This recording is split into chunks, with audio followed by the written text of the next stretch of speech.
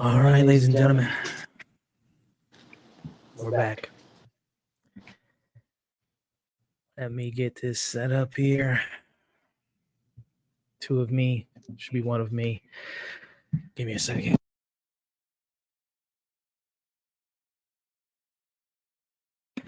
There we go.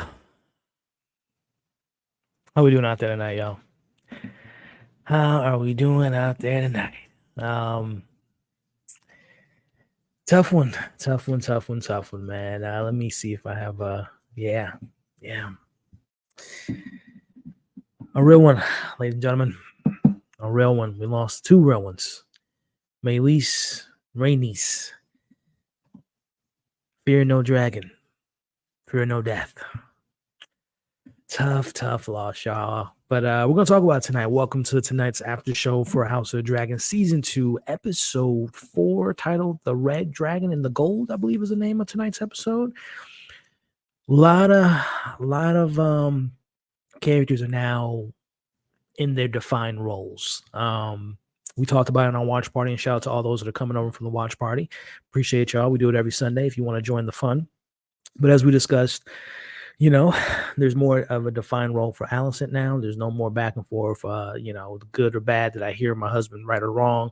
She's already laying in her bed, made her bed. She's laying in it. And Rhaenyra, she's the same thing. She's like, listen, I tried to make amends, tried to, change things and try to not draw blood, but it is what it is. And with that came some losses, at least on Team Black. And I guess the question is Aegon still alive? We'll talk about that in tonight's discussion of this episode. But before we get into it, like I said, thank y'all for joining me tonight. I appreciate y'all. For those that watched the watch party, I appreciate you. For those that are just tuning in for the first time, I thank you for being here. Thumbs up if you enjoyed tonight's episode. Thumbs up if you appreciate the content. Go on live immediately after the episode, giving you my real honest opinion and off the top, thoughts on the episode, and consider sharing the stream. It would also share your thoughts in the comments. We are live, so we'll be pulling up the comments as we go along of tonight's episode. With that being said, Vagar self. I said that in tonight's watch party. It's like, I don't know how a big dragon like that manages to creep around, but hey, South Moto 99. I feel like pouring out. Listen, if I pour for the homies, for I did it before, I took my dog out, brought some out, Dragon's blood out with me and poured it out for the homies, man. We lost a real one tonight, y'all. It's tough. That's a tough loss that we'll get into tonight. My heart, man. Poor Rainice and Maylise yelling, "Do not go back there." Yeah, we'll talk about it. What was the, obviously we don't know. We're not in the character's head, but how do we interpret that scene? What was her going back? Was that to make amends for season 1 mistake? Was that for just kind of out of pure, I can end this right here, right now? Like, we'll get into that discussion for sure. What's up, Meg? Definitely a G. No doubt about that.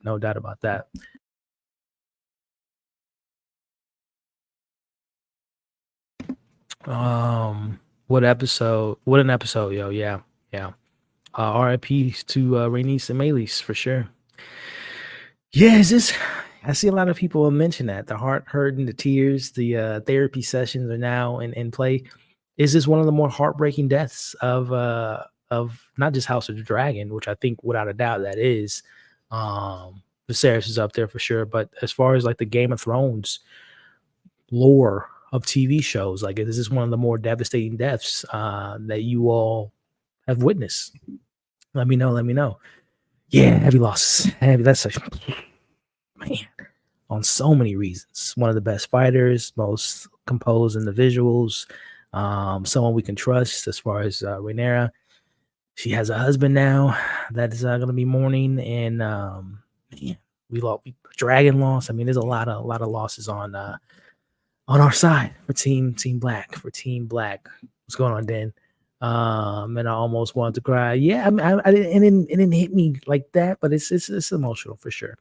We got 10s. We'll definitely save the score for later, but we got some 10 out of 10s, heartbrokens. Yeah, it's tough, man. But a lot to break down, to discuss, and get into all that fun stuff in tonight's conversation. But hey, before we get into it, man, like I said, thank y'all for tuning in. I appreciate y'all that's coming over from the watch party that we host every Sunday, and we're here to talk about it. So, like I did last week, just a quick little intro because I'm going to cut this into like an edited down version for the for those that couldn't make it tonight and just want to get my quick immediate thoughts in a more edited version. So with that being said, welcome everyone that is joining me live. For those that are watching this replay, the edited down version of my discussion of tonight's episode, join us every Sunday. We go live to have a watch party before the episode. We kind of have a little pregame, and then obviously we watch it live, first reactions, and then after that we do a watch part, or I say an after show like we're doing tonight. So join us next week. But if not, thank you for watching this video. Hit the thumbs up, but more importantly, share your thoughts on tonight's episode. A lot of defined roles now for both sides of the party, and some losses on both sides. So let me know what you thought of the episode, and let me know in the comments below. So let's just jump right into it, man. Listen, I was not anticipating this Damon plot. I talked about it a couple weeks, well, last week when we had the episode, the kind of the Heron Hall and the ghost of Heron Halls and the hauntedness of this particular location, and how Damon's essentially being haunted by his past. We open this episode with him having another vision where he's in the throne room, and we know for a lot of these characters, Damon included, the throne is something that wakes him up every morning, that sets him on a path of making good or bad decisions. But I like how this episode opens with him having this illusion, because this is where it all started, right? For this character and a lot of our characters, but Damon in particularly, the throne and him and his brother, Viserys, and the decision he made to put Rhaenyra. We all know that was who was supposed to be on the throne, but it just stems from this, from him and his brother going for the throne, and obviously who his brother chose, and the conversation being had in this scene as we see, again, I'm all down for the cameos and the appearances from our older cast, or say our younger cast, making their appearance in the show, and we get another moment from the one and only Millie Alcock, aka Supergirl, aka the young version of Rhaenyra. And as she's talking to Valerian and just having a discussion about, your brother didn't trust you, your brother didn't believe in you, your brother didn't give you the crown, and it destroys you from the inside out. And we see this is what haunts him, is a decision his brother made. What haunts him is the lack of trust those like his brother and Rhaenyra has for him. And we see him chopping off her head. What does that mean for you all at home? I'm sure my book readers are very, up to knowing what that can potentially mean. But we had a little bit of foreshadowing last week with Alice telling him, "You're going to die here." But is this foreshadowing as well? Is this Damon having this feeling inside of him that he wants to get revenge on Rhaenyra from taking what he deems to be his throne? Is this anything indicating what's to come, or a lack of confidence that he has in Rhaenyra, that like he thinks it's my throne, and if it comes to it, that alliance might not be there. The betrayal might be there for Damon against Rhaenyra, which, again, not being a book reader myself, is that the path that we're going down? Is this the foreshadowing that is to come? He might try to slay his love, his niece, his wife, the mother of his kids, his queen. Let me know what you all thought about that. Again, I mentioned it last week, and I'll say it again. I am all down for these hallucinations, these visions, these foreshadowing. You want to put the screenshot of Rhaenyra's head there on the ground as she speaks to him. But let me know if this is something that you guys are enjoying just as much as I am. And I'm very curious, because I didn't anticipate Damon to be kind of doing his own mission this season, right? We've only seen one scene with him and Rhaenyra, because she was obviously gone mourning her son, and she came back, and he left because they got into an argument. So I wonder, is this side quest something that's going to be for the rest of the season, seeing him again just kind of coming to facing his demons, his Damon demons, as we call it? So I'm very curious on how you guys feel about that. But before we move on, let me see what you guys are talking about so far with that opening sequence. And does this speak to the hate, the resentment towards Rhaenyra that you guys think Damon has towards her. Let me see what you guys think about that.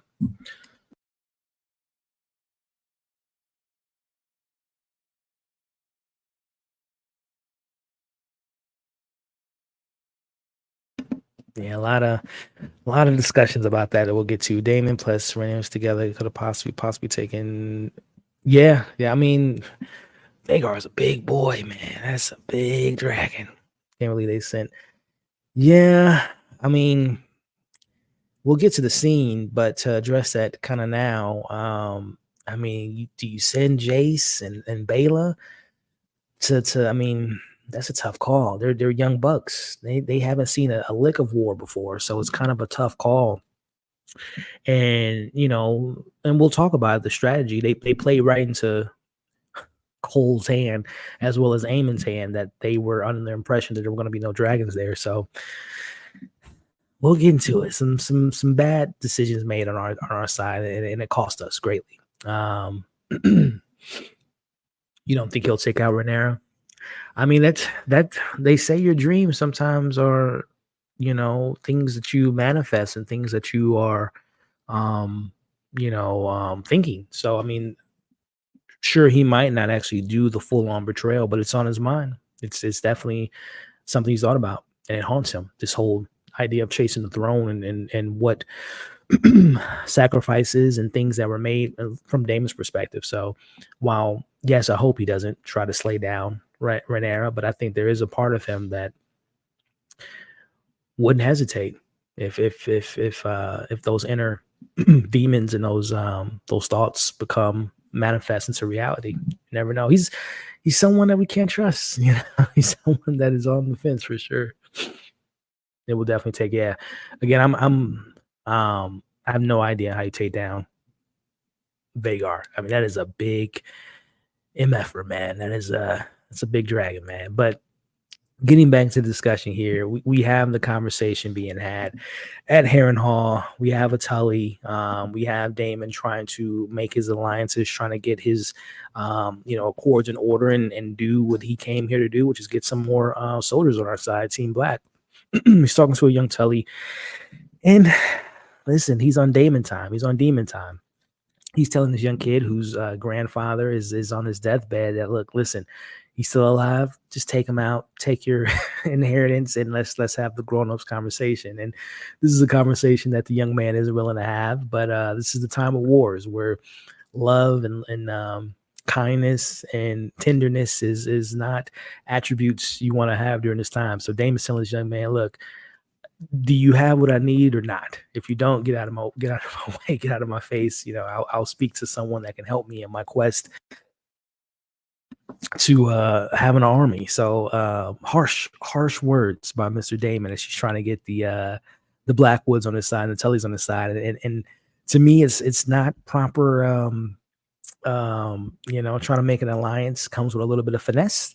But the finesse isn't there right now with Damon. Like I said, the clock's ticking. The pleasantries and the politeness is not on the agenda when you're trying to win a war. So I can understand where Damon's coming from, but also, like I said, I think there's a little bit of finessing that he could have done to, maneuver the situation a little bit better than he did. But like I said, he's just showing that he's not here for, like I said, just the games and the polite sayings, and the patience is very thin, on top of the fact that he hasn't slept since he's been there, because he's been haunted by his dreams. Now, speaking of hauntings, man, like I think we it was alluded to when we first met this character. And again, I just want to make it very known that I have not read the books, which is kind of everything's new and exciting, but we talked about in episode 1 that there's a big resemblance between Adam and Alan to Corlys. And that was pretty much confirmed in this scene here, that this is Corlys's bastard son who happens to save him, which is just a coincidence within itself. But the thing that's very unfortunate to me with this scene here is just kind of the conversations being had is kind of a conversation that's putting Corlys and his wife Rhaenys on kind of opposite sides. at the moment, because he's just like, what do you want from me? I mean, we're in the middle of war and this, that, and the other. It was a mistake that was had years ago, which kind of puts a marking on their armor. Because as I said many times with this season and last season, Rhaenys and Corlys are the strongest couple of any season of Game of Thrones, especially in the House of Dragon. Like, they're the most stable, and they have a foundation. They have love. They have care for one another. They have respect for one another. They have loyalty to one another. Well, I guess loyalty is up to question now, because Corlys got 2 bastard kids. I don't know if he was married when this happened. Again, I don't know if this is all going to unravel itself this season. I would think so, but yeah, man, this is kind of an unfortunate conversation, because this is the last time that we see these 2 characters on screen together. That's tough, man. Like, I can only imagine Corlys's thought mindset right now is like, he just literally came back from the dead. He's under the impression that he's lost all of his kids. We know Lenore is still out there, but of course he doesn't know that, and his grandkids' life is in the balance. So it's just like tragedy after tragedy after tragedy. So I'm assuming that Adam and Alan's, their whole father situation is going to be something to look forward to for the rest of the season. But like I said, I hate that this is the last time that these 2 characters shared the screen together, and it's a matter of being uneasy and addressing past mistakes. And that's the thing too, is like, on a obviously there's a show outside of it, but just relating into reality is like, man, you never know when you're going to see your loved one for the last time, man. So it's tough, man. But we'll get into, like I said, that decision that's made a little bit later with her. But again, for those that are familiar with Alan and Adam, as someone, without giving too much away, as someone that isn't familiar with the whole backstory of them, can I anticipate to see them more? Are we going to get more of their situation? I don't know if their mom's still alive, and what comes of, do they know who their father is? Like, I'm just very, very curious on where this goes moving forward. But speaking of kids, or I should say unwanted kids, Allison taking the I don't know what they call it, the moon milk or something. It's pretty much their version of Plan B. Yeah, she's taking this because obviously we know that she's having relations with Cole, and you would be a dummy to give to have kids with Cole. But anyway, I think this is a routine of hers that she's. I think it's safe to assume when Cole and Allison come to see each other again, I think I would assume their relationship is, the whole sexual side of the relationship is no longer going to be a thing, just because, number one, he's now the hand of the king. So the whole idea of him being missing, like, where you need to, the king's going to, well, we'll talk about the king and Aegon moving forward, but I would assume that, with him being the hand of the king, but also, as we'll get to later, Aemon's, I think, is alive. We'll get to that. But dead or alive, Cole's going to be the one that's going to be blamed for what happened. So, yeah, I think this is the last time. 2 episodes ago was the last time that we're going to see those 2 making any types of love with each other. But again, she is someone that very early on that shows that, she's taking care of the moon milk. Thank you for the correction. Of the moon milk is what they call it, aka the Plan B. She does not want to move forward with any child of his, but also we just know from kings, queens, like, you can't be having kids from your son's hand and the head of the Night's King. That's not a good look for the royal family. But we're going to get to more of Alicent a little bit later, because I've said it a couple times that there's a couple characters on Team Green that I'm not necessarily rooting for, but I like what they bring to the dynamic of the show. And Alicent's definitely one of them. And what she did in tonight's episode, as she told her son what she thinks of her son, I was here for it. But we'll get into Alicent a little bit later, because I was very much a fan of her. Not to brush over it, but there is a earlier scene that we see here of Bela, Jace, Rhaenys talking to the council, and they're very very much gun ho. They're like, we need, we don't know where the queen is, we don't know where Rhaenyra is. We need to take action because right now Cole is aligning, his soldiers and getting reinforcements. Meanwhile, does he have Harrenhal? Do we have reinforcements on our end? So they're very much kind of like, we need to get to going now. And it was when I got the sense the episode when you've seen enough television shows, enough movies, enough Game of Thrones, when characters are starting to, as Rhaenys did very early on this episode, kind of having her stepping up more, speaking up more, taking more control. I just kind of knew early on, it's like, man, this is setting up for something good, or so say not good, to come. But I do like the fact that, we had Corlys come in and be like, listen, man, y'all need to pipe down. Don't talk to my wife like that. Know your place, know your order. And I don't want to have this conversation again. I think as much as I love my team Black, there's a lot of dysfunction going on, especially now with the loss that we have, but just with her inner circle, it's just a matter of time that I think the White Worm is going to take her place next to Rhaenyra's side and truly be the one to kind of, guide her and help her maneuver through this world of treachery and betrayal. Which, speaking of, betrayal and treachery, again, whenever this dude's on screen, man, he's just constantly making the audience hate him.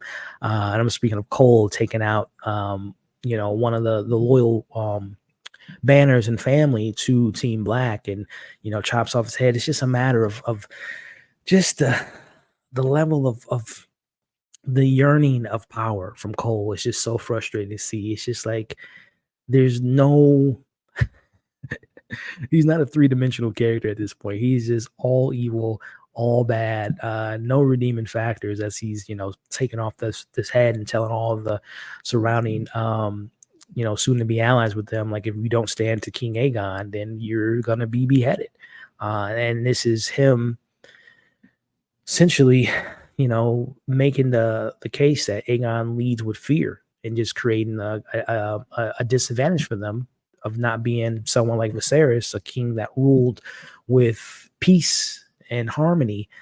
That's not what Cole's doing right now is not that of Aegon. It's fear, and if it's not their way, then it's your head being chopped off. So very, very early on, they're showing us how this conquest of Aegon, or I should say Cole right now, and I also want you all to pay attention to the arrogance of Cole, the lack of, like I said, the lack of honor, I should say, and just like him, I'm the hand of the king, I'm the ruler of the knights, and he's just living on cloud nine right now, man. He's ruling with an iron fist, and he's ruling with fear, and it's just a matter of time. And whatever it is, beheading,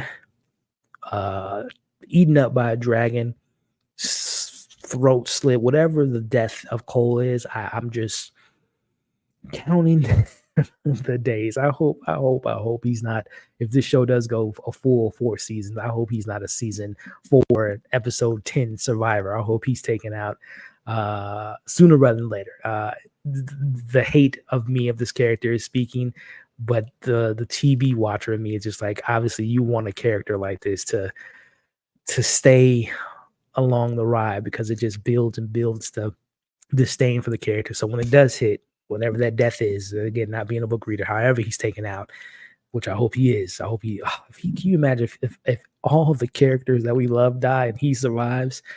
I'm gonna throw the show away. But no, in all seriousness, I just hope whenever that day comes, that it is something that is memorable. Unlike not to bring up old wounds, but I think about Game of Thrones season 8, Cersei's death, and how her and Jaime died with the rocks fall. Like, come on, how anticlimactic was that, man? But I hope Cole gets what he has coming to him, which, the routine. We said it last week. Whenever we talk about him, we all got to share the same sentiment when describing this crusty Cole. Soft, overrated, pretty boy, a bitch. Yeah, couldn't agree more. Couldn't agree more. But before moving on, again, thank y'all. We got 100 and 12 people watching across YouTube, X, and Facebook. I appreciate y'all, man. I hope y'all had a great, safe weekend for the holidays. If you celebrate the 4th of July, I hope you're having, staying hydrated. Because I tell you what, out here in Missouri, it is hot as Vagar's breath. It's a hot one out there. So I hope y'all stay hydrated and cool with the air conditioner. So I hope y'all doing well. But again, I want to thank y'all for joining me tonight. Thumbs up, share, like, all that stuff. Let's have a good time. So let me see what y'all talking about in the comments before we get back to it. Let me see. Let me scroll up here. Need more fire. Definitely need more fire with that fight later. Oh, Eamon's going to bring Otto back from King's Land in his hand. Interesting theory there. Stress, good point, Eamon. I like that. Yeah. Do y'all miss Otto? Is it blasphemy as a Team Black representative to say you miss someone from Team Green? I'm not going to go that far, but as a viewer of the television show, it is a dynamic that is missed. Otto on the show,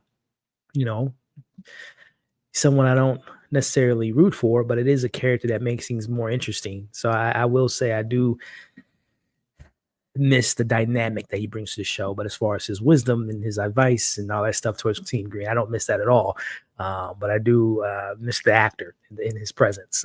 Make it a slow yes, whatever it is, whether it's, like I said, death by dragon, death by sword. What would be, I don't want to get too dark, but what would be a good what would be a good death for Cole? I don't know. What would I can't even. I don't know. We don't want to get too crazy out here, but something slow and painful. Yeah, I'm with you. We say like Littlefinger. Yeah, with the yeah, that was. I thought Littlefinger got it easy. If I'm being honest, he got a little bit easy. He was embarrassed, obviously, but the throat, obviously the importance of how he died, what the weapon was. It had, obviously symbolism, but that was a little too easy. I like the what's his name? The bastard. Jesus. That tortured Sansa for all those years. I like his death with his dogs, his hounds eating him. What is his name? Why am I drawing a blank on him? Not Joffrey. It's literally right on the tip of my tongue. Y'all know what I'm talking about. Anyway, I would like a death like that. Just something that's more personable of something of his. Thank you, Ramsey. Thank you. Something that has some type of attachment that means something to him. I would like that. Yeah, Ramsey. Ooh, that was. Is that the worst villain in Game of Thrones history? Is Ramsey? I mean, Cersei, Ramsey, Joffrey. Those are top 3. Yeah, for me at least. Let me know what y'all's Hall of Fame of villains of the Game of Thrones. Of course, White Walkers are up there. But anyway, getting back to the discussion. Yeah, like I said, the arrogance on Cole is out of control. He's smiling because he has a plan. He has a plan in mind that we'll talk about here in a second. But this was a very telling scene. As we speaking of not having people on your side, the king right now, Aegon, is feeling very voiceless. He sees Cole doing his plan. He's not all the way on board with it because he feels like he's kind of on the loop. They're on their battle board. He's saying, I want Harrenhal. I want he doesn't know what he's doing, right? And what I love about this scene more than anything. And again, this is just a matter of, putting my alliance aside for Team Black. Gotta say, the payback from Aemon in this scene, and we'll talk about it later, it's pretty satisfying.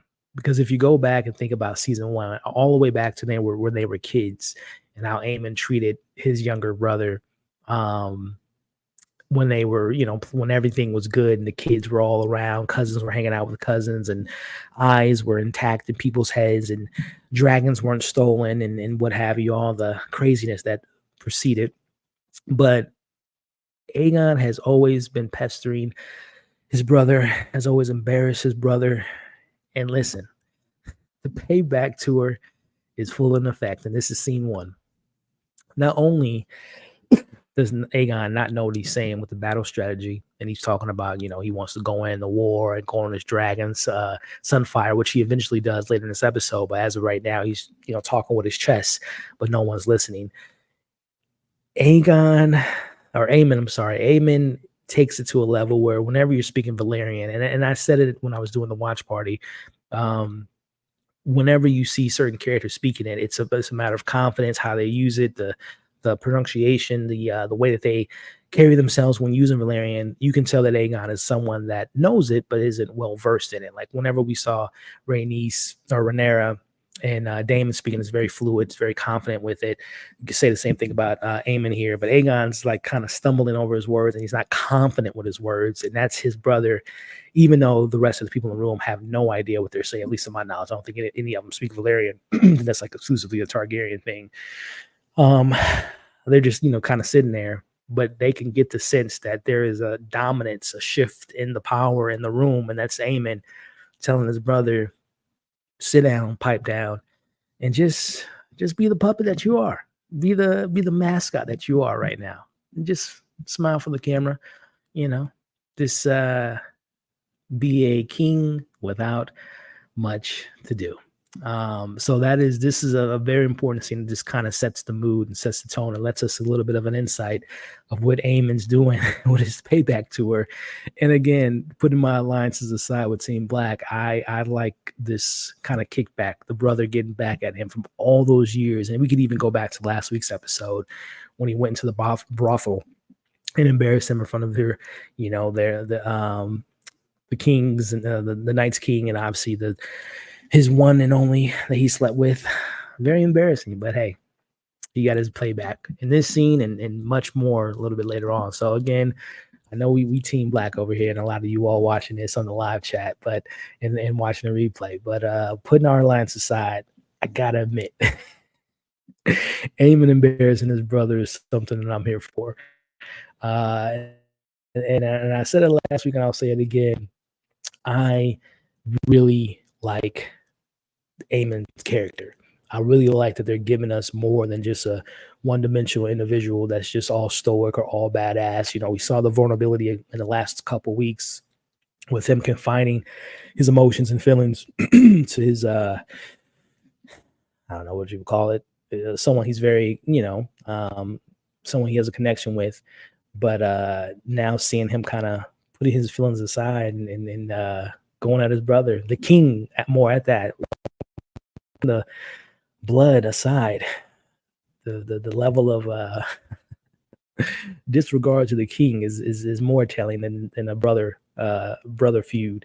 But speaking of feuds, man, let me tell you what, this snake here, the conversation being had here is, I think it's safe to assume, I don't think it's too far-fetched to agree that Larys is very aware of Alicent's relations to Cole. I'm pretty confident that he's very aware that they're having an affair, or not, I don't want to say affair, but having, previously had a relationship. At least I think there's going to be previously. I don't think there's going to be any more hookups in the future, but I'm pretty sure that he's aware of that. As he comes in the room, sees the moon tea and saying, indulging in your, they were talking about snacks and eating pies late at night.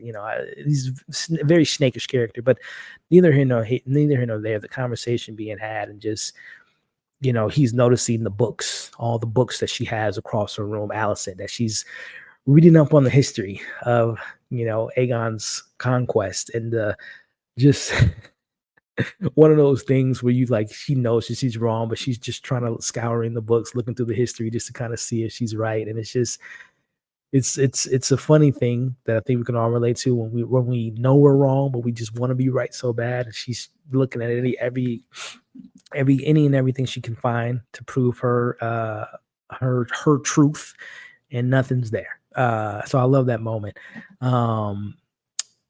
And what I love even more about it is just like she's coming to grips with, she can lie all she wants. She's finally acknowledging the truth. And as I brought up in the live watch party, how do we feel about the more defined roles of these characters? Do you prefer Allison kind of being on the side where she's kind of like, this isn't right, made a mistake, I can maybe right my wrongs? Or do you like it when you have a character that's just fully embracing, even when they're wrong, they're just so gun-ho on their truth, and even though her truth is a lie, she's gonna live by it for the rest of her life? And I think, as we answered in the watch party, I think we're gonna answer it here. It is more of a interesting character dynamic when you see a character that is just so, even they're wrong, and we all know she's wrong, but when they think they're right, that's like kind of the conversation you have about what makes a good villain. It's like, in their eyes, they're the hero of the story. In their eyes, in her eyes, she's doing right by her husband. She's doing right by the kingdom, and doing right by how her father raised her to have that power. And she knows Aegon obviously is her way to the power. So yeah, I think having that more defiant role of her putting her flag in the ground, Team Green, Team Aegon, Team I'm right, you're wrong, regardless of what was really said in that room that night with Viserys, is it's very interesting. She's definitely leaning towards that. I don't think she's going to be as maniacal and villainous and conniving and just vicious as Cersei. But there was some Cersei-ness, some swagger to her that we'll talk about here when she's talking to her son. But I'm liking this. Let me know what y'all think of Allison. Again, Team Black all day. But let me know what y'all think about that. Let me see. Let me go to the comments, see what y'all talking. Ramsay. Yeah, good villains. The villains were definitely much 100%. I mean, there were more villains. And again, obviously season 2 at this point of Game of Thrones was, obviously Cersei was kind of the big bad, and obviously Joffrey at this point. So, but as far as the catalog, there's more of a depth that we had with the villains on Game of Thrones, having a little bit more options. And I think with this show, it's pretty more, it's Team Green, who we hate. At least I'd hate. But yeah.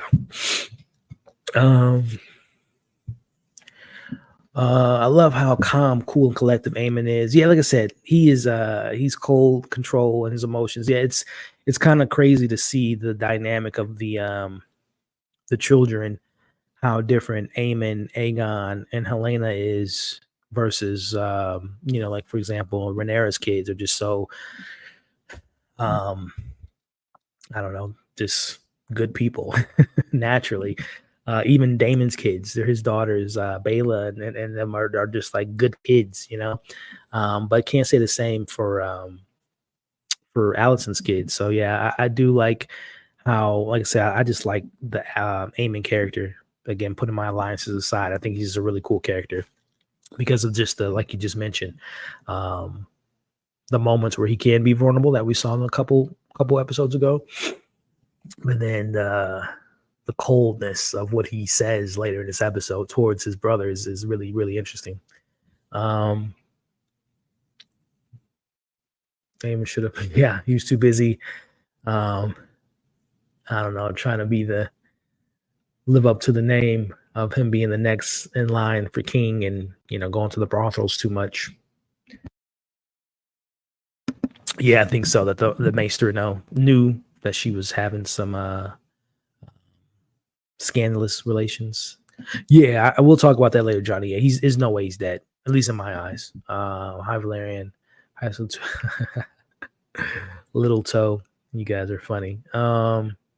What Meg talking about? Eamon brings so much more. Yeah, I'm not a book reader, as I mentioned. I just want to make that clear. I don't want anyone to be like, I haven't read the books, y'all. I'm just a show watcher. But from what I've heard, I think George R.R. Martin has said that there's a couple characters in the show that he feels as though is a little bit more fleshed out, a little bit more depth to their characters than it was in the books. Correct me if I'm wrong. I'll have to pull up the article and refresh myself in his comments, but I know he said Helena was one of them, that he feels like she has more character depth than what he wrote in the book. Helena was one. There was a couple other characters, and I think Eamon was one of them. That was a little bit more layered in the show, and it was a couple other characters, but yeah, I like the depth of the character for sure. Shout out to Niecy Smith, the one and only. Big fan of hers, and she's a big supporter of the channel. Always appreciate seeing your name and the love and support. Great episode. Here's to hoping the queen gets.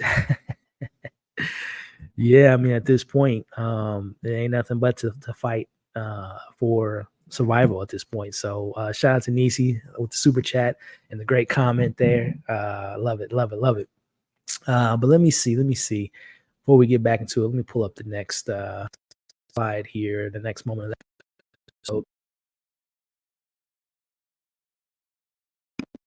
as I'm kind of going through the scenes here, we're about 30 minutes in, and then, I anticipated the show to kind of give us the quote unquote slow burn before the literal burn that we get later in this episode. But it was still some intriguing pieces. Again, the lack of patience from Aegon, the visions from Daemon, and all the different chess moves that are happening so far. It was intriguing, but at a certain point, the episode takes off. Speaking of off, I am very much a fan of, as I mentioned earlier and in this breakdown, I love the supernatural, the unexplained, the unknown, and I believe her name is Alice.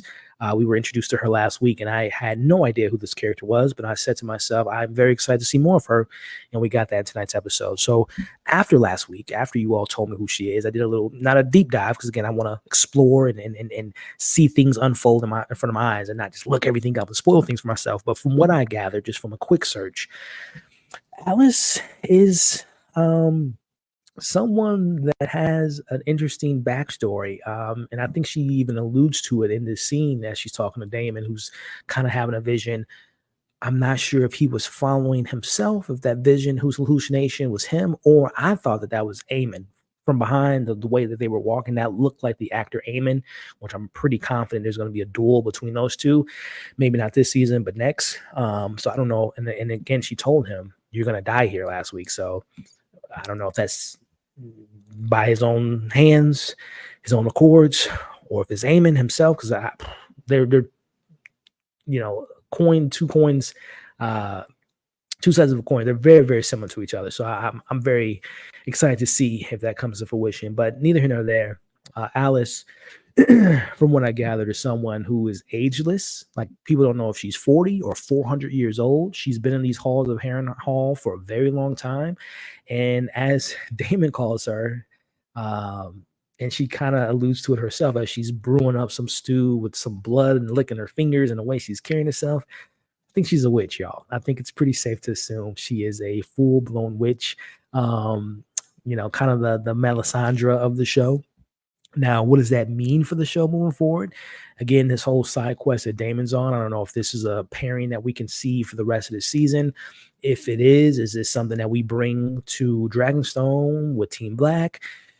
Having a little I don't know if she could be removed from Harrenhal. Like, it's one of those situations where Melisandre, when she removed that necklace, so that stone that she had on her, she reverted back to how, like, her actual age.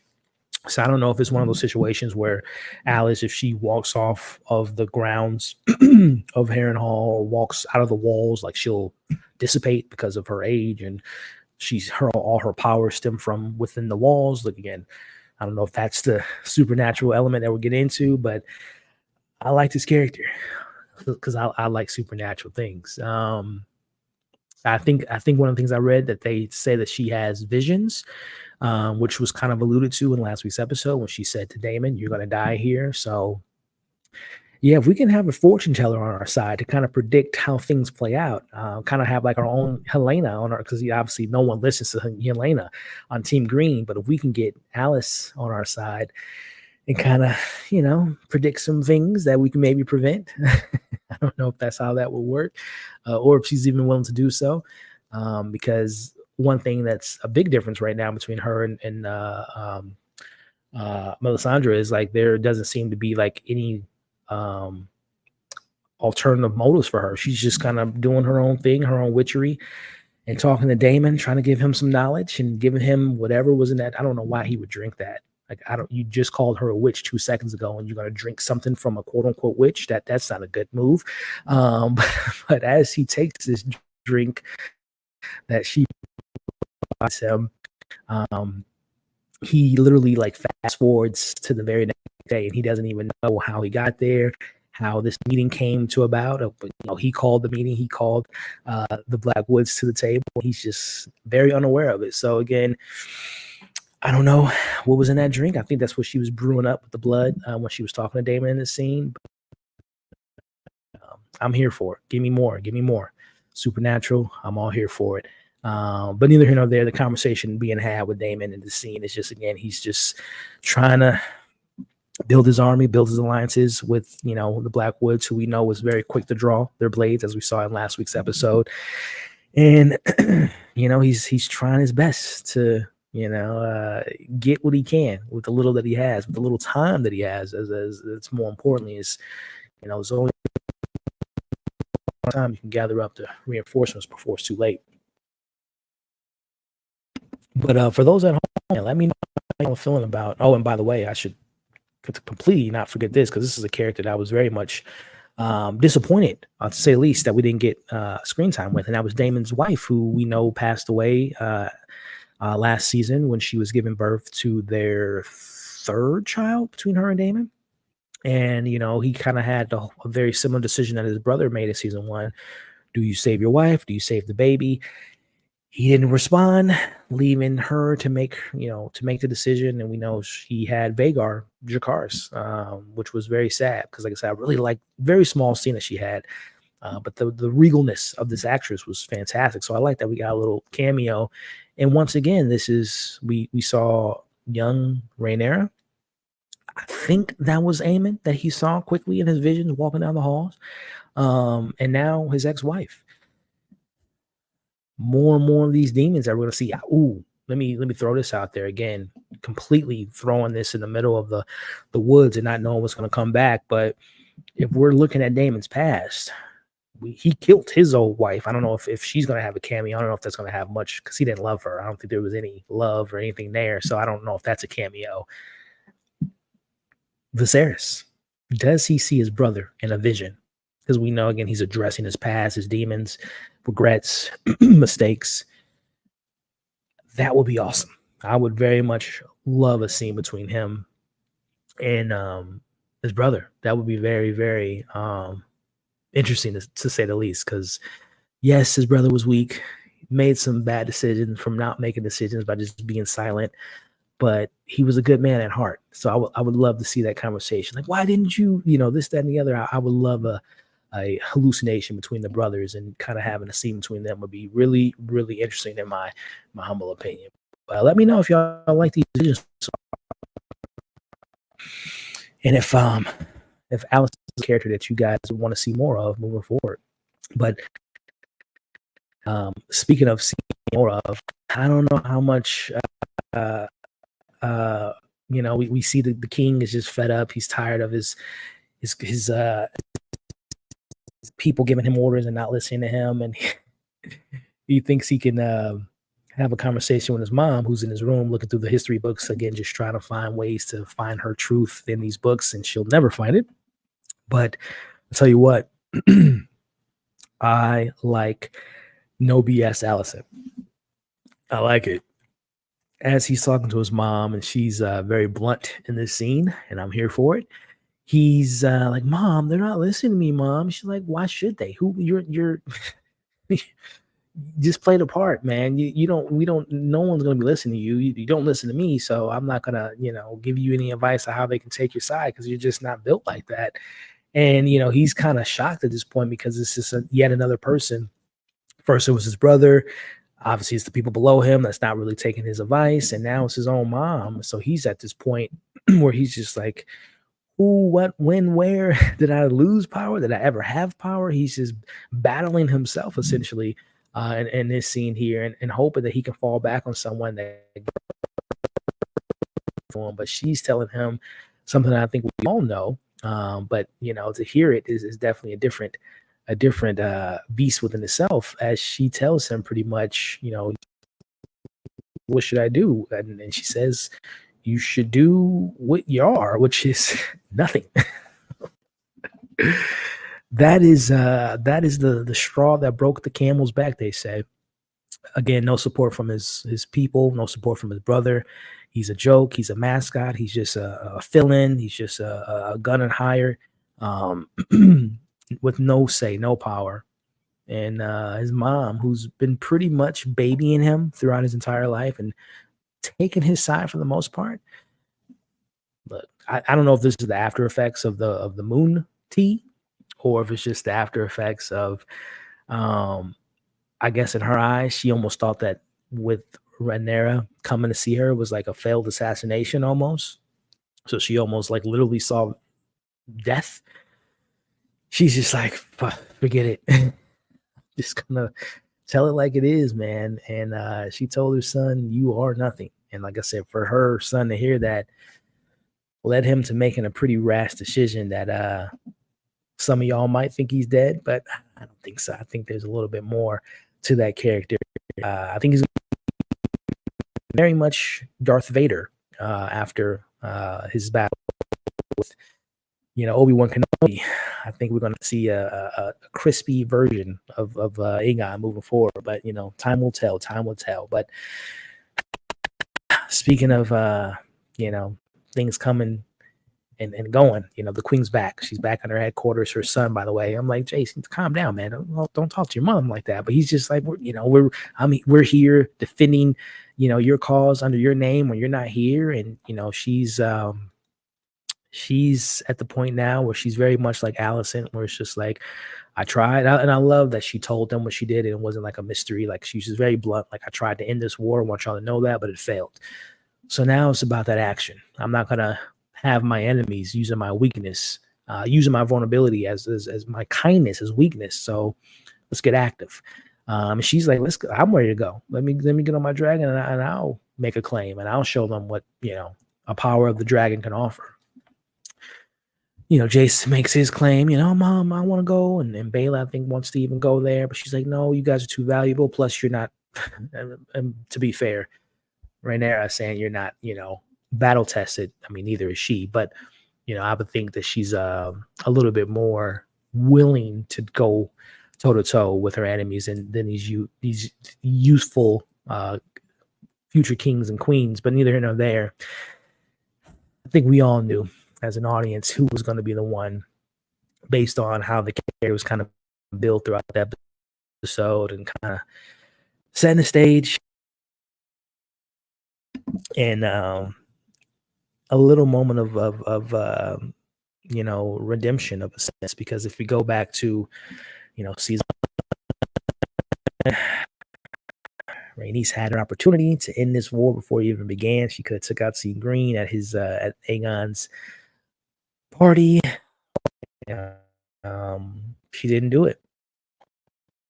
Rhaenys did not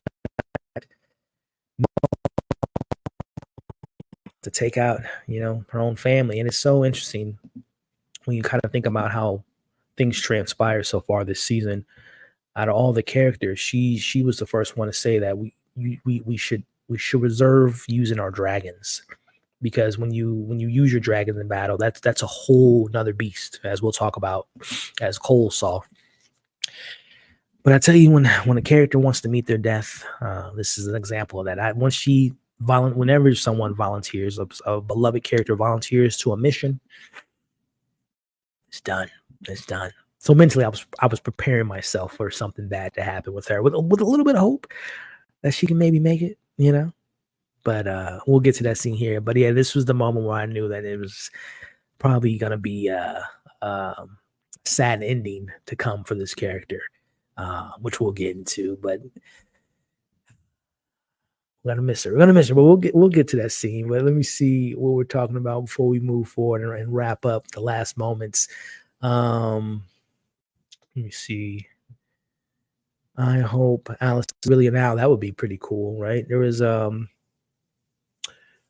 what's the well, I don't know if there's any correlation to the three-eyed raven and birds and thing. I don't know if there was any connection at all with that, but that would be pretty interesting. Not sure. Not sure, Justin's a good question. He's gonna kill. We'll see. Again, I'm not sure. Oh, we got my man B Avery in the building. Myron Easton retreat. Oh yeah, we'll get to it, man. It's a lot of questions, but I think as I'll talk about later, her decision there, what went into that thought. Would have bounced back. No, I mean you're not tripping, Brandon. That's for sure, man. Shout out to B Avery with just my opinions. We'll get to at least my interpretation of why she went back here in a second, but I'm with you, man. I'm with you. You think Damon actually loved her? Oh yeah, I can't think of her name right now. His ex-wife. Yeah, I think he did, but I think there was a moment because we got to remember he was sent there from his brother, and it was just kind of and they were living peacefully. They had kids. They were the kings and queens of that area, but I think he was growing weary of just kind of the lack of control, and the hunger for the throne was still in the back of his mind. So I don't think he was ever going to be fully happy with that life. And obviously in the back of his mind, we know who he was really in love with, his niece. So I think it was just a matter of time before he ultimately was gonna leave her, and she made the decision for him. But I think he was in love at points. But yeah. Let's see. Yeah, have a little. Oh man, is the internet cutting in and out again? If y'all can do me a favor, put a 1 in the chat if it's better. Or if is it mess? How long ago was that? That was 10, 13, it's like 8 minutes ago. Let me know for those that said that the connection was cut in. Let me know if it's better now. Hopefully it is. Spectrum, man. Spectrum. Mom of the year. Yeah, she's yeah. It's better. It's fine now, but it comes in and goes. You know what? I'm not going to even. Yeah, it comes and goes. I think I know what it is. Let me see.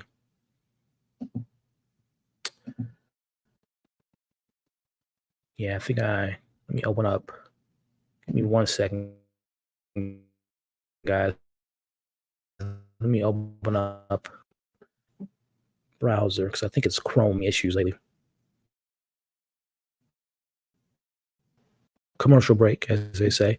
And be right back. Let me put this on real quick and I'll be right back.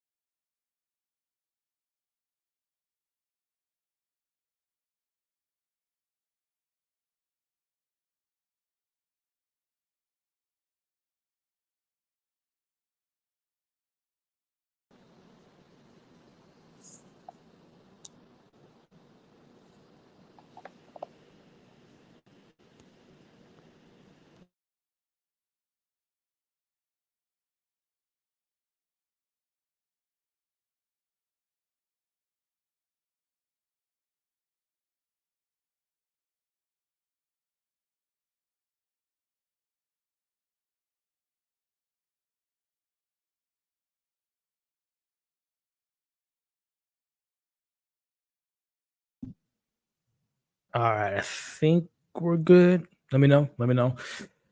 Apologies. Internet sucks. But do me a favor, put a 1 in the chat. If you can hear me. If it's lagging, put a 2. If it's good, 1. If it's bad, 2. Before we move on.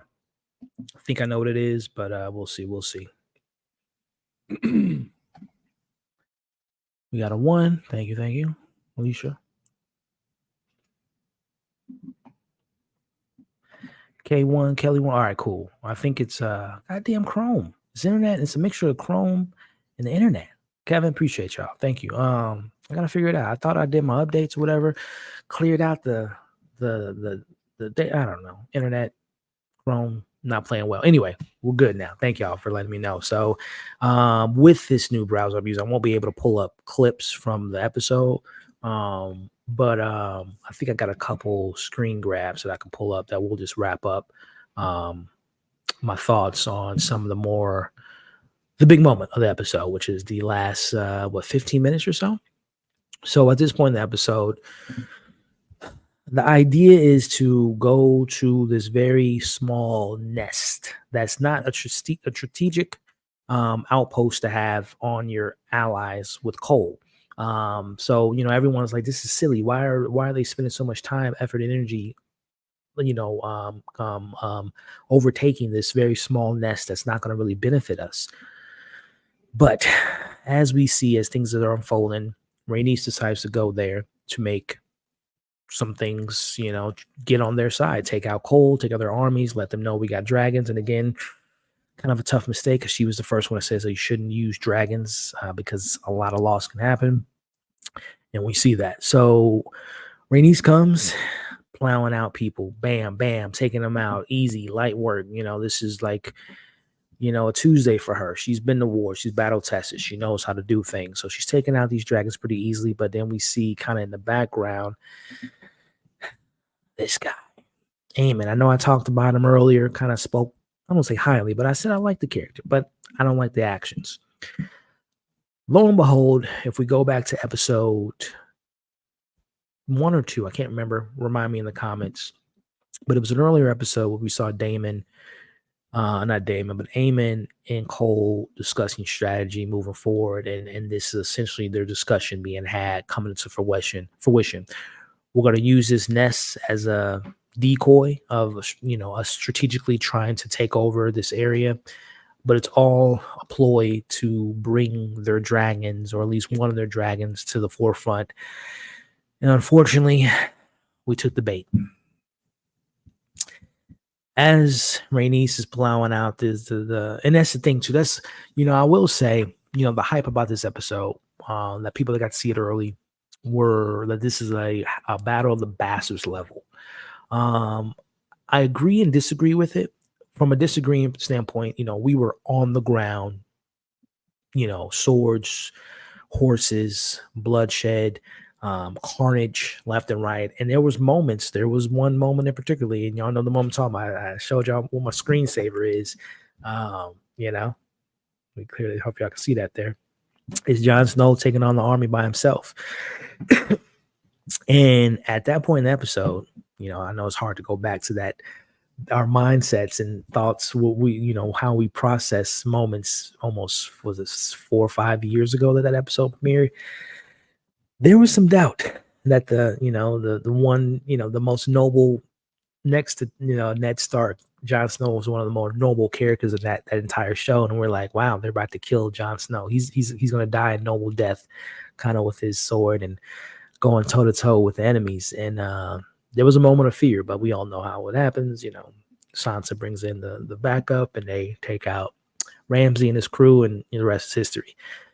But the brutality, the visceralness of on the ground, to me, makes Battle of the Bastards level of the battle a little bit more tangible, grounded, literally. But the stakes were a little bit higher for me. I'm speaking for myself.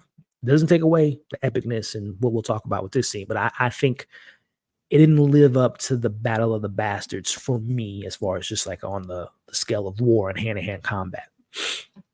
But this is what's the difference between Game of Thrones and House of the Dragon. and I love the emphasis on Cole, in particular in this scene. It's another level of war when you have literally no control over what's in the air versus what's on the ground. And I don't like Cole. Y'all know that. Not a big fan of the character in the sense of hate the character, but I like how the character brings that level to the show. Neither here nor there. He's battle tested, regardless of how I feel about him. But it's a different war when dragons are involved, and you see the looks on their face, and he thinks in his mind, and even in Eamon's mind, like, oh, we got a strategy. We have the upper hand. The idea is to have one of their dragons come in where we take them out and get control of the air and the ground. But their plan is mucked up due to Aegon. As we know, we led up to this point. This whole episode has been a moment of him just coming to realization that he is not that guy that he thought he was, nor do people look at him in that way. So he decides to go on his dragon, Sunfire. Correct me if I'm wrong. There's a lot of dragons in the show, but I think his dragon's named Sunfire. He takes his dragon, Sunfire, comes in, sees Rhaenys, Dracarys. She kind of ducks and dodges and maneuvers the situation. He thinks he has the upper hand. No. And not the backtrack, but that's like when Jace and Bela, they want to go to war. Like, they're not battle tested, but neither here nor there.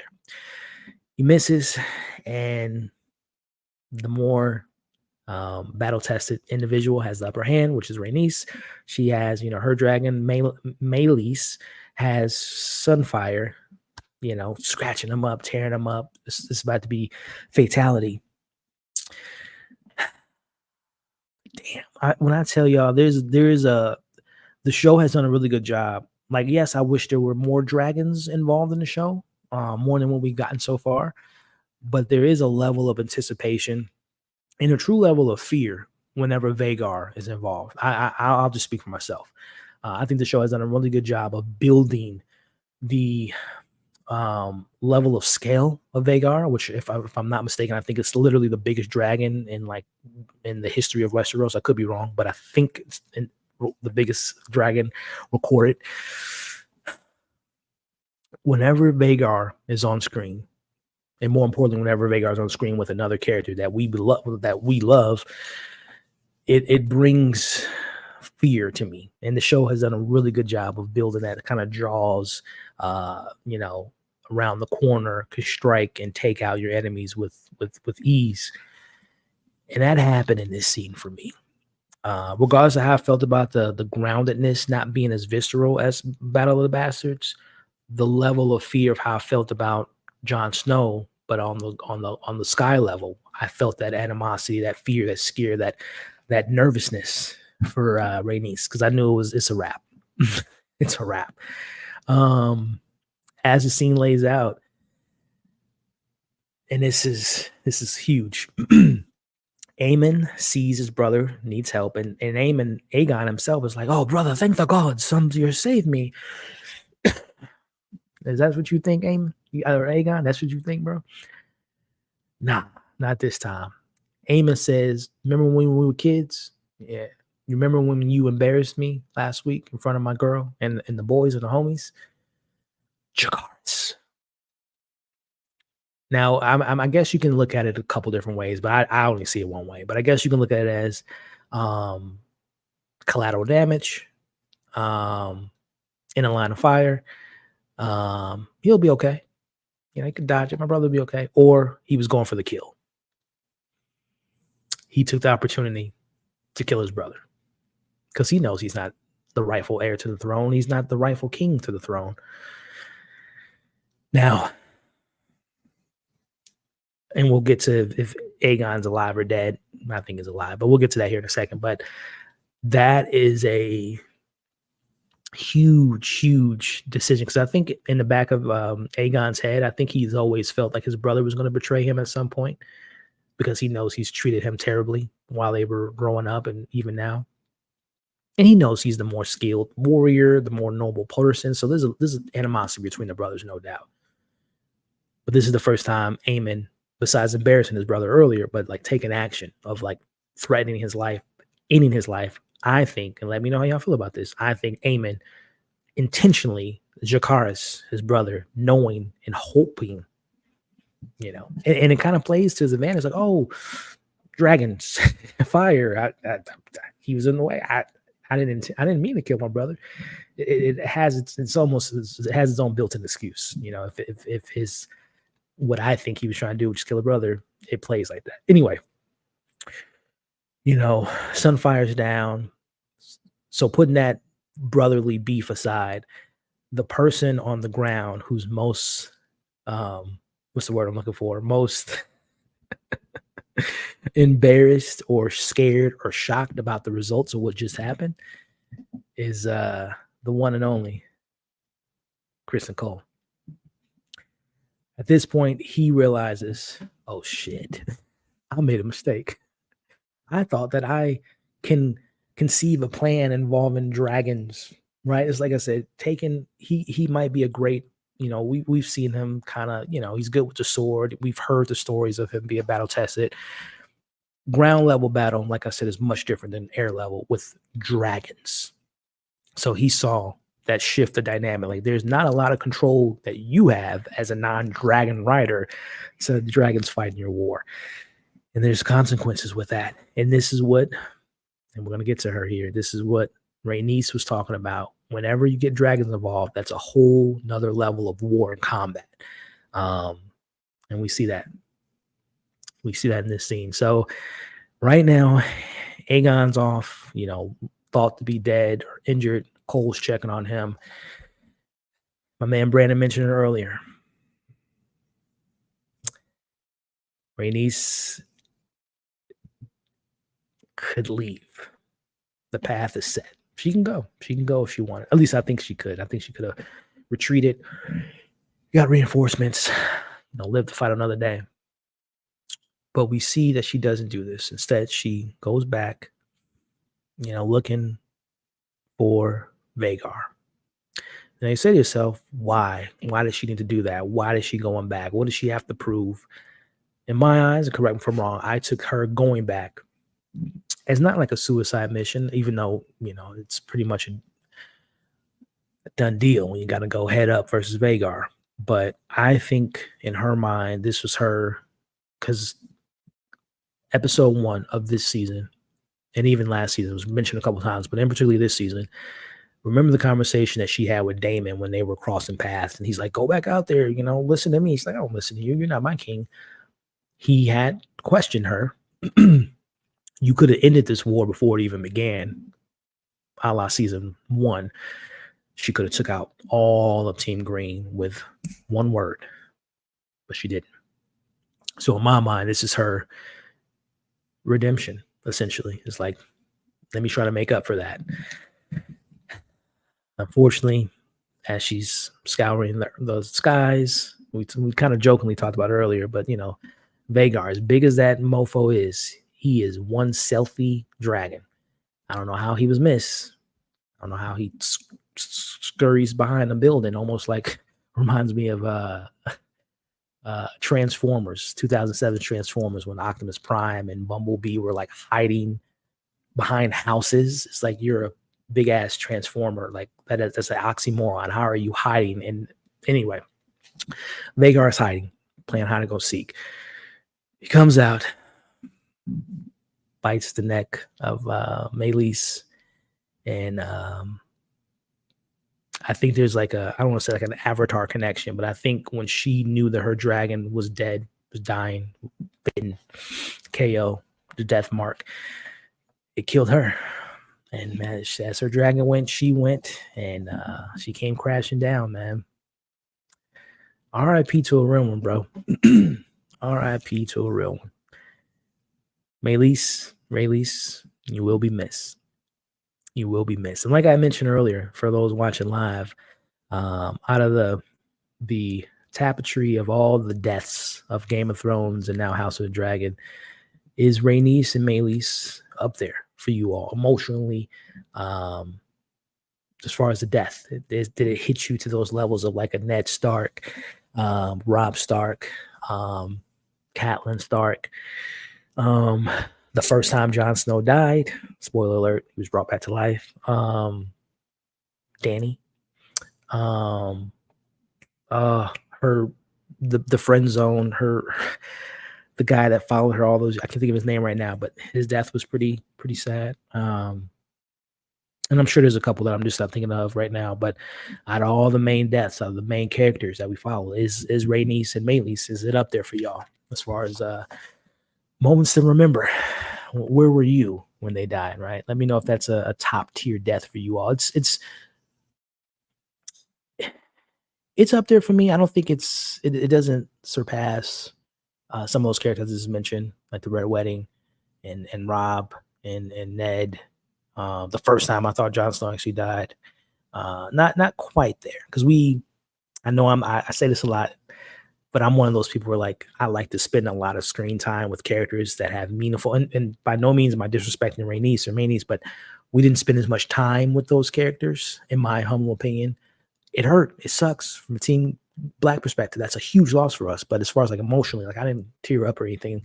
So it's not that high of a caliber of a death to me, but it is sad regardless. I like the actress. I like the character. I like what she brought to the table. I love the relationship she had with her husband. And it's a huge loss for us. Huge loss. And I think it's safe to assume that the White Worm is going to kind of replace that character, like what that character meant to Rhaenyra is going to kind of replace that for her moving forward. I could be wrong, but we'll see. But sad death, no less. But at this point, Cole realizes the mistake he made. He's looking for his king. He finds Aegon, who, like I said, is pretty upset to find that his brother's still alive. As the picture shows, he is not a happy camper. Now, the show, and unfortunately I can't show the screen because of the browser I'm using, but he walks over to him, Cole, and he sees the king. I think he's alive. I think he's going to be like Darth Vader and be an apparatus and have a mask on. Next, he gonna look like his dad, Viserys, when he was dying. He's going to be burnt up Chris. I don't know if he's going to be able to talk, walk. I don't know if he's going to be able to function. But we'll see. But I think he is alive. But what kind of life will he live moving forward? We'll see. But I think he will be alive next week, or revealed to be alive. Barely, but he's going to be still with us. But what does that mean for the show moving forward? If he has any remnants of comprehension, communication, my brother just tried to kill me. So what does that mean for them? Team Green off with his head. Like, what does that dynamic look like? But on the opposite side of that, well, before we get to Team Black, but within the same camp, Team Green, what does that mean for Alicent and Cole? You all got to remember, Aegon, Aemon, this was Cole's plan.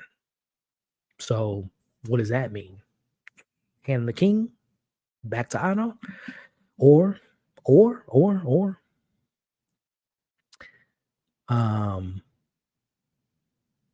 Larys, is this his opportunity to come in? Otto's not there. Cole's fired. Yeah. We'll see. But from a Team Black perspective, lost a warrior, lost someone that Rhaenyra can count on, rely on, can trust. A husband lost his wife, his best friend, the mother of his children, the grandmother of his grandkids, and we also lost a dragon. So who took the bigger loss tonight is a question I have for y'all. So before we wrap up, let me know in the comments who took the bigger loss tonight. What grade would you give tonight's score? What grade would you give tonight's score? That didn't even make sense. What grade would you give tonight's episode? Pros, cons, thoughts, theories. Let me know in the comments below. As I wrap up, before I read your comments, I'm giving this episode a 9 out of 10. I feel confident with that score. The last 10 minutes, very epic. Didn't live up to the hype in my eyes, but very much so within the confines of the show. Very epic, probably the most epic episode of the series thus far. And I like what this can mean moving forward. So a 9 out of 10 for me. And to answer my own question, who took the bigger loss tonight?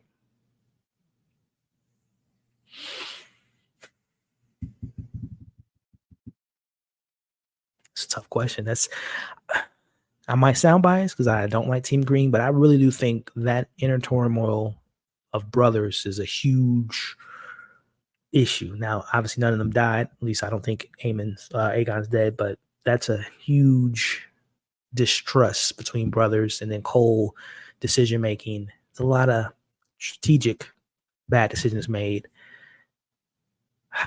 I might have to backtrack because at the end of the day, they're still living and breathing. At least I think they are. One of them, at least.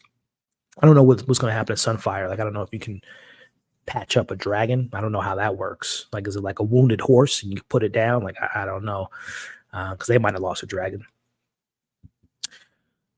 But even with that said, we 100% lost Rhaenys. We 100% lost Meleys. So I think Team Black took the biggest loss tonight. But on to you all's thoughts. Let me get to it. Hopefully, as I was on my soapbox, the internet didn't cut in and out. Let me see. Let me scroll. All right. So this was when internet issues. So everyone was saying we were good. That was 20 minutes ago. Your picture is now clear. Yeah, it's the browser. Stupid browser. The battle was cool. Oh wow, louder, and the picture is clear. Yeah, Chrome. Gotta say goodbye. This will change from. I was hoping this would be a change from the book. Okay, so Kelly, from the book readers, was this shot for shot moment recreated in tonight's episode? Let me know.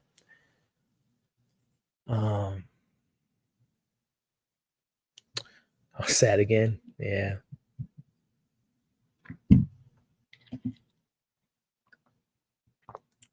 Yeah. Yeah.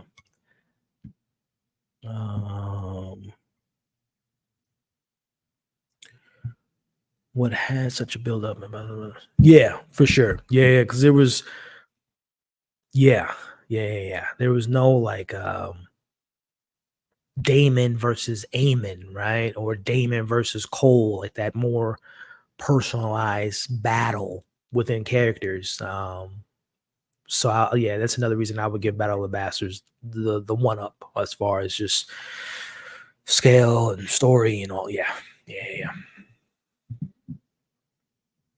Oh, you do? I mean, yeah, the dragons, they only listen to what they're to an extent. They listen to their writers, but yeah, it is kind of suck how they're just kind of thrown to the fire. Yeah. I think Vhagar likes fighting. He's old, but I think he likes fighting. But even when, I don't know. I can't wait to see him burnt in his armor and dummy. Talking about Aegon. Yeah. As far as the use of the dragons and how this battle between families essentially wiped them out. Oh, okay. Was a okay. Gotcha. I thought it was okay. Appreciate the insight. Yeah, that was insane. Definitely intentional. You guys agree with that as far as Aemon wanting to kill his brother? Crispy Cole is dumb. Cowardly Cole, sir. Crispy wasn't ready for that heat. Yeah, he wasn't. He wasn't at all. He was just sitting there watching, as is everyone on the ground floor. It's like, what can you do? What can you do? Really makes them puts them in perspective, right? Literal ash, but yeah, for sure.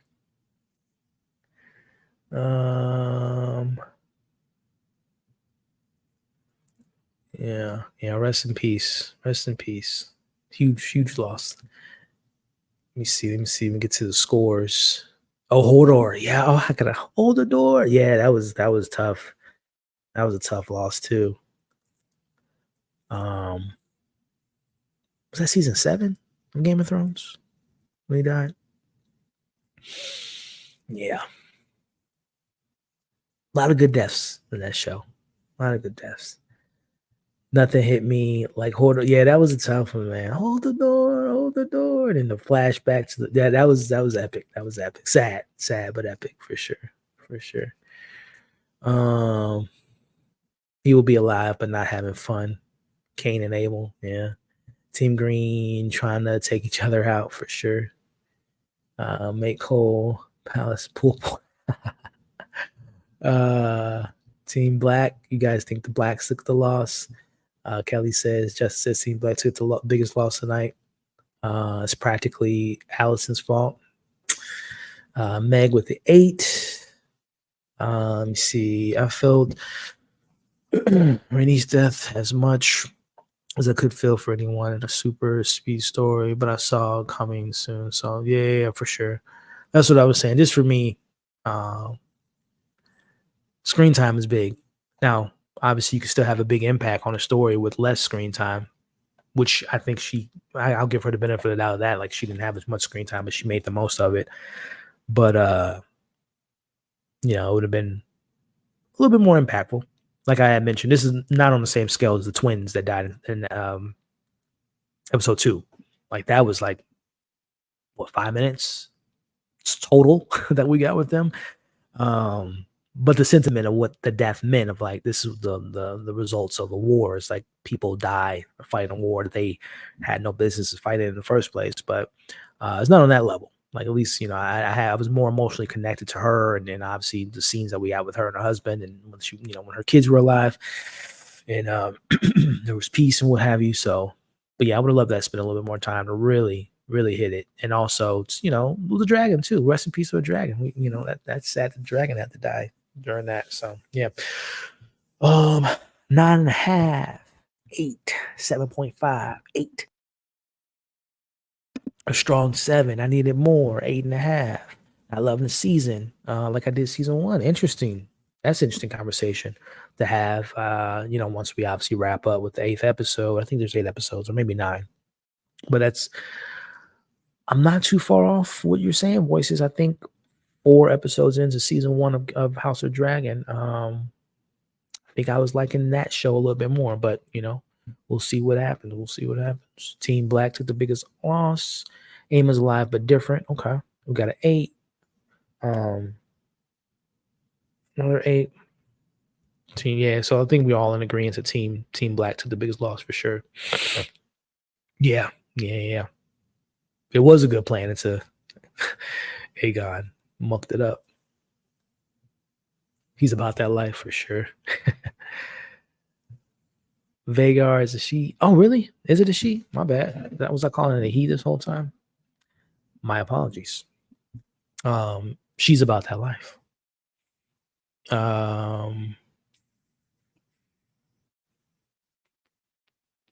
Just looking through. Yeah, I mean, it's just a matter of time that Aemon has to get back in action, right? They got my queen. Yeah, uncle. Got a 9. So I think the lowest score I saw was 7, and the highest I think was a 9.5. I gave it a 9. But all right. So thank you all for joining me. Shout out to the real ones, to the awesome ones that made time to do the watch party and the after show. But if you weren't able to watch the watch party, I still appreciate you being here. You can always watch the replay to get my live reaction. I'll have to watch the replay to see if that signal was bad when we were live earlier. But hopefully next week, knock on wood, it's like every other week. Smooth stream, choppy stream. So I think last week was the best one we had where it was just smooth all the way through. But again, knock on wood, that will be smooth and ready to go next week. Which before we even get to next week, things to look forward to in the coming week. I'm going to, if it's able to be edited, I'm going to see the replay of this. I'm going to try to edit this live into a video, with my initial thoughts, but we'll see how the playback is, if it's even able to be edited down. But outside of that, if you're watching The Boys, we'll be talking about episode 7 later this week. If you're watching Apple TV Plus, Presumed Innocent with Jake Gyllenhaal, Ruth Negga, Bill Camp. Really good show. If you're into murder mysteries on Apple TV Plus, I'll be talking about episode 6 pretty soon. Movies, I'll be seeing the new Channing Tatum, Scarlett Johansson movie, which I can't think of the name of, but I'll be seeing that tomorrow night. Long Legs, looking forward to that. So keep an eye out for that. And then previously, what I put out last week, Axel Foley review,